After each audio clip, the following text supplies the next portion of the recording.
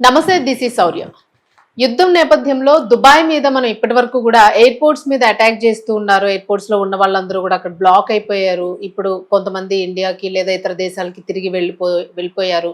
So Dubai ఖాళీ అయిపోయింది. ఇవన్నీ కూడా విన్నాం. మరి ప్రస్తుతం చూసుకుంటే దుబాయ్ కి సంబంధించిన పోర్టు పైన దాడి జరిగింది అనే వార్త అయితే వినిపిస్తూ ఉంది. అసలు పోర్ట్ లో ఎలాంటి విధ్వంసం జరిగింది, ఎవరు దాడి చేశారు, సో ఈ డీటెయిల్స్ అన్ని కూడా కనుక్కుందాం సీనియర్ జర్నలిస్ట్ దమ్ము బాలాజీ గారి నుంచి. నమస్తే సార్. నమస్తే సార్, దుబాయ్ అంటే మనం ఎయిర్పోర్ట్స్ చూసాము, చాలా ఇబ్బంది పడి లైవ్లు కూడా చాలా మంది ఆన్లైన్ ఇచ్చారు మనకి. సో ఇప్పుడు చూసుకుంటే పోర్ట్ మీద దాడి జరిగింది అని అంటూ ఉన్నారు. సో ఏం జరిగింది సార్? ఇరాన్ ఫోకస్ చేస్తున్న వాటిలో దుబాయ్ ఒకటి కనిపిస్తుందండి. ఇప్పటి వరకు దుబాయ్ మీద అంటే దుబాయ్ అంటే యుఏఈ మీద, యుఏఈ యునైటెడ్ అరబ్ ఎమిరేట్స్ లో ఒకటి దుబాయ్. మొత్తంగా 414 బాలిస్టిక్ మిసైల్స్ వేసింది యుఏఈ మీద, 1914 డ్రోన్స్ ఉపయోగించింది, 15 క్రూయిజ్ మిసైల్స్ వేసింది. ఇది అంటే గల్ఫ్ దేశాల్లోనే ఎక్కువగా వేస్తున్నది దుబాయ్ యుఏఈ మీదనని చెప్పచ్చు. ఎందుకంటే యుఏఈ కూడా చాలా స్ట్రాంగ్ గా దుబాయ్ ఇరాన్ కి వ్యతిరేకంగా ఉంది. మనకి గల్ఫ్ దేశాల్లో కూడా మళ్ళీ స్ప్లిట్ కనబడుతుంది. అంటే ఖతారు, ఒమన్ అంత స్ట్రాంగ్ గా యాంటీ ఇరాన్ స్టాండ్ తీసుకోలేదు. కానీ సౌదీ అరేబియా, యుఏఈ మాత్రం చాలా యాంటీ స్టాండ్, ఇరాన్ కి యాంటీ స్టాండ్ గట్టిగా తీసుకున్నాయి. అందువల్ల ఇరాన్ కూడా దాని మీద ఫోకస్ చేస్తుంది. రెండోది ఏంటంటే దుబాయ్ అంటేనే మన గల్ఫ్ అనగానే గుర్తొచ్చేది దుబాయ్. చాలా మందికి గల్ఫ్ దేశాల పేర్లు కూడా గుర్తుండవు, కానీ దుబాయ్ అనగానే అందరికీ తెలుసు అనమాట. అందువల్ల దుబాయ్ మీద అటాక్ అనేది డే 1 నుంచి కూడా 28వ తేదీ ఫిబ్రవరి 28వ తేదీ నుంచి కూడా మొదలుపెట్టింది. ఇప్పటి వరకు దుబాయ్లో బుర్జల్ అరబ్ మీద అటాక్ చేసింది, చాలా పెద్ద భవనం అది. అట్లాగే ఫెయిర్మాంట్ ఫామ్ హోటల్, ఫామ్ జుమైరాలో ఉండే ఆర్టిఫిషియల్ బీచ్, అది అక్కడ హోటల్ మీద చేసింది. అలాగే జబల్ అలీ పోర్ట్, సీ పోర్ట్ మీద అటాక్ చేసింది. అట్లాగే డిఎస్బి టెర్మినల్ 3 అంటే దుబాయ్ ఇంటర్నేషనల్ ఎయిర్పోర్ట్లో ఇప్పటి వరకు 3-4 సార్లు అటాక్ చేసింది. ఆ టెర్మినల్ 3 ధ్వంసమైంది. అట్లాగే అమెరికా కాన్సులేట్ దుబాయ్లో ఉంటే దాని మీద అటాక్ చేసింది. 23 మెరైన్ టవర్ అని ఉంటుంది, దాన్ని అటాక్ చేసింది. అట్లాగే దుబాయ్ క్రీక్ హార్బర్ మీద అటాక్ చేసింది. International finance centre innovation hub ఉంది దుబాయ్లో, దాని మీద అటాక్ చేసింది. ఇలాగా చాలా సెంటర్స్ మీద దుబాయ్ మీద అటాక్ చేస్తూనే వస్తుంది. సో ఇప్పుడు నిన్నటి నుంచి ఒక వీడియో వైరల్ అవుతుంది, నిన్న ఈవినింగ్ నుంచి. ఆ వీడియో ఏంటంటే ఒక ఆయిల్ ట్యాంకర్ మండిపోయింది. ఆ ఆయిల్ ట్యాంకరు ఎక్కడ ఉంది ఏంటి అన్నప్పుడు ఈ దుబాయ్ పోర్ట్లో ఆయిల్ ట్యాంకర్ ఒకటి ఉంది. ఆయిల్ ట్యాంకర్ దుబాయ్ది కాదు, ఆయిల్ ట్యాంకర్ కువైట్ది. దాని పేరు అల్ సల్మి. దీంట్లో 24 మంది క్రూ మెంబర్స్ ఉన్నారు. అయితే ఒక మిసైల్ అంటే ప్రొజెక్టైల్ అంటున్నారు, ప్రొజెక్టైల్ అటాక్ చేసింది. అయితే ఇరాన్ నేనే అటాక్ చేశానని చెప్పట్లేదు. కానీ ఇక్కడ ఒక విషయం గుర్తుపెట్టుకోవాలి, ఏంటంటే గల్ఫ్ దేశాల మీద వేస్తున్న ప్రతిదీ ఇరానే వేస్తున్నట్టు కాదు. ఇజ్రాయెల్ కూడా వేసి ఇరాన్ మీదకి నెట్టేసి వీళ్ళిద్దరి మధ్య, గల్ఫ్ దేశాలకి ఇరాన్కి మధ్య మరింత పగ పెంచే విధంగా, మరింత వైరాన్ని పెంచే విధంగా ఇజ్రాయెల్ కూడా చేయొచ్చు. దీన్ని ఫాల్స్ ఫ్లాగ్ అంటారు. ఫాల్స్ ఫ్లాగ్ ఆపరేషన్ ఇజ్రాయెల్ చేయగలదు. ఇరాన్ ఇంతకుముందు కూడా ఖండించింది, నేను వేయలేదని చెప్పింది. అంటే కొన్ని, ఫర్ ఎగ్జాంపుల్ ఒమన్ మీద ఇరాన్ అటాక్ చేయదు, ఖతర్ మీద కూడా తక్కువ చేస్తుంది. ఓన్లీ ఏంటంటే ఇరాన్ ముందు నుంచి కూడా రిటాలియేటరీ మెథడ్లోనే ఉంది తప్ప అగ్రెషన్లో లేదు. అంటే తమ దేశం మీద ఏం జరిగితే దాన్ని గల్ఫ్ దేశాల మీదకి, ఇజ్రాయెల్ మీదకి, దానికి రిటాలియేషన్గా ఇరాన్ చేస్తూ వస్తుంది. సో ఇప్పుడు ఇరాన్లో ఉండే ఆయిల్ రిఫైనరీస్ మీద, ఇన్ఫ్రాస్ట్రక్చర్ మీద, అన్నిటి మీద ఎప్పటి నుంచో ఇజ్రాయెల్ అటాక్ చేస్తుంది కూడా. కాబట్టి ఇరాన్ కూడా గల్ఫ్ దేశాల మీద, ఇజ్రాయెల్ మీద అటాక్ చేస్తుంది. నిన్న ఇజ్రాయెల్లో కూడా ఒక ఆయిల్ రిఫైనరీ మీద ఇరాన్ అటాక్ చేసింది. అలాగా ఇప్పుడు ఇచ్చేసింది. దీనివల్ల ఓవరాల్గా ఏంటంటే, నిన్ననే ఒక జెఫ్రీ సాక్స్ అని ఒక రినౌండ్ అమెరికన్ ఎకనామిస్టు, మన ఇండియన్ ఛానల్స్ కూడా ఆయన విరివిగా ఇంటర్వ్యూలు ఇస్తాడు.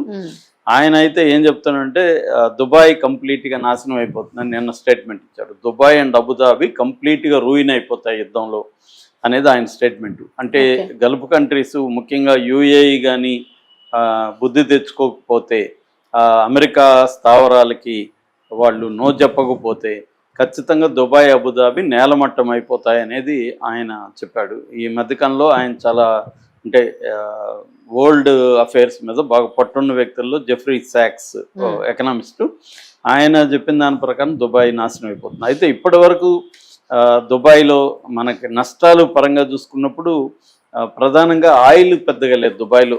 మొత్తం జీడిపిలో 1% కూడా ఆయిల్ లేదు. ఒకప్పుడు 18% అలా ఉండేది, ఇప్పుడు అది తగ్గిపోయింది. ఆయిల్ వాళ్ళకి 1% కూడా లేదు. మేజర్గా వాళ్ళది ట్రేడ్ దాదాపు 25% ట్రేడ్లోనే జీడిపి వస్తుంది ఎక్కువగా.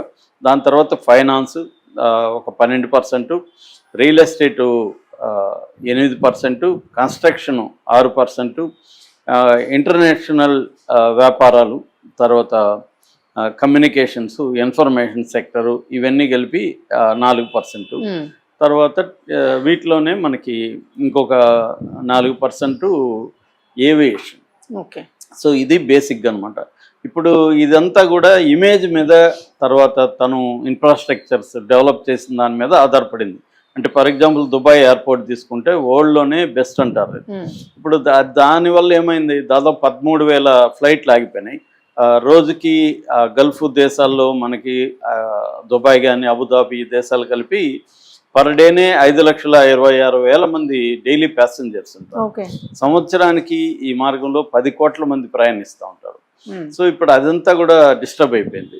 దానివల్ల ఎకనామీ పడిపోయింది. ముఖ్యంగా హోటల్ రంగం తీసుకుంటే సంవత్సరానికి దాదాపు 2 కోట్ల మంది విజిట్ చేస్తారు దుబాయ్ని. ఇప్పుడు ఏమైపోయింది, దాదాపు 20%, 10%కి పడిపోయింది. నిన్న చూస్తే 8% అంటున్నారు విజిటర్స్.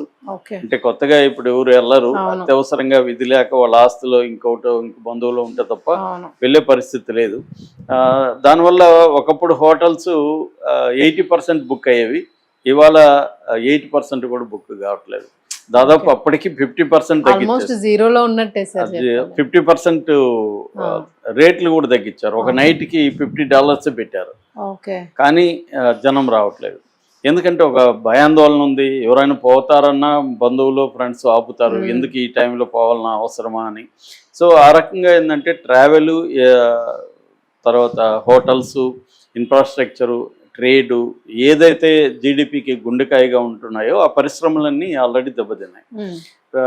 ఇది ఇప్పుడు కోలుకునేది కాదు. ఇది ఎందుకంటే దశాబ్దాలుగా వాళ్ళు బిల్డప్ చేసుకుంటూ ఒక ప్లాన్ ప్రకారం దాన్ని ప్రపంచవ్యాప్తంగా దాన్ని ఎక్స్పోజ్ చేసుకుంటూ అందరూ హ్యాపీగా అక్కడ వెళ్ళి, దుబాయ్ అంటేనే అందరికీ ఒక సేఫ్ హెవెన్. అసలు ఏ రకమైన ఇబ్బందులు ఉండవు, బాగుంటుంది, హాయిగా ఎంజాయ్ చేయొచ్చు, షాపింగ్ చేసుకోవచ్చు, లేదా పెట్టుబడులు పెట్టుకోవచ్చు, లేదు ఇక్కడ బ్లాక్ మనీ ఉంటే అక్కడ పోయి హోటల్స్ ఇంకోటి కొనుక్కోవచ్చు అనుకున్న వాళ్ళందరికీ ఇవాళ షాక్ అని చెప్పచ్చు. ఆల్రెడీ దుబాయ్ నుంచి ఇటు సింగపూర్ లాంటి సిటీలకి వెళ్ళిపోతున్నారు చాలామంది. అది సేఫ్ కదా, ఇక్కడ ఎందుకు, ఇది సేఫ్ అనుకున్నాం, ఇది ఎప్పటికైనా ఇంకా డేంజరే. ఎందుకంటే ఒక్కసారిగా వైరం అనేది వచ్చేసిన తర్వాత అది కంటిన్యూస్గా ఉంటుంది. అట్లాగే దుబాయ్ కూడా ఇరాన్ మీద ప్రతీకారం మొదలుపెట్టింది. దుబాయ్లో ఇరాన్ పెట్టుబడులు, చాలామంది ఇరాన్ పౌరులు దుబాయ్లో పౌరసత్వ వాళ్ళు ఇల్లు కొనుక్కుంటున్నారు. వాళ్ళని అందరినీ ఇప్పుడు ఆపేసింది అనమాట. రెసిడెన్షియల్ పర్మిట్స్ అన్నిటినీ క్యాన్సిల్ చేసేసింది. ఈ క్యాన్సిల్లో గోల్డెన్ వీసా అనే స్కీమ్ ఉంటుంది దుబాయ్లో. గోల్డెన్ వీసా అంటే ఆ దేశంలో పెట్టుబడులు పెట్టే వాళ్ళకి గోల్డెన్ వీసాలు ఇస్తారు, అది కూడా క్యాన్సిల్ చేసింది. దాదాపు ఇప్పుడు $530 బిలియన్ ఇరాన్ ఆస్తుల్ని దుబాయ్ ఫ్రీజ్ చేసేస్తుంది. సో ఇది ఇంకా ఇరాన్ కోపం తెప్పించేది. అంటే $530 బిలియన్ అనేది మామూలు విషయం కాదు. కొన్ని 100,000 మంది పెట్టుబడులు అక్కడ ఉన్నాయి. దానంతా ఫ్రీజ్ చేయడంతో ఇప్పుడు ఇరాన్ ఇంకా దాన్ని తీసుకునే శత్రువుగా ఇంకా తీసుకునే అవకాశం ఉంది. ఇలాగా ఈ అమెరికా తీసుకొచ్చిన, లేకపోతే అసలు ఇజ్రాయెల్ తీసుకొచ్చిన యుద్ధం ఇరాన్ బలైపోతుంది, గల్ఫ్ కంట్రీస్ ప్రాణాల మీదకి వచ్చింది. గల్ఫ్ కంట్రీస్ కి ఇరాన్ కి ఇంత తీవ్రమైన వైరుధ్యం ఇంతకు ముందు లేదు. అందుకనే వీళ్ళందరూ అక్కడ పెట్టుబడులు పెట్టగలిగారు ఇరాన్ వాళ్ళు. ఇవాళ ఇంకా సాధ్యం కాని పరిస్థితి వచ్చేసింది. ఇది ఎక్కడికి దారి తీస్తుందో తెలీదు. ఆయన అన్నట్టు, జెఫ్రీ సాక్స్ అన్నట్టు, దుబాయ్ అనేది కంప్లీట్గా నాశనం అయిపోతుందా, దుబాయ్ అనేది ఇంకా వినపడదా పేరు అన్న పరిస్థితిలోకి వెళ్ళిపోతున్నట్టుగా కనబడుతుంది. సరే, ఇప్పుడు అంటే దుబాయ్కి ఇప్పుడు ఇరాన్ అది కూడా శత్రువుగా మారిపోయినట్టేనా? ఇంకా అంతే, వాళ్ళ దృష్టిలో ఇంకా అంతే కదా, దాన్ని నాశనం చేస్తున్నారు. Thank you sir. Thank you.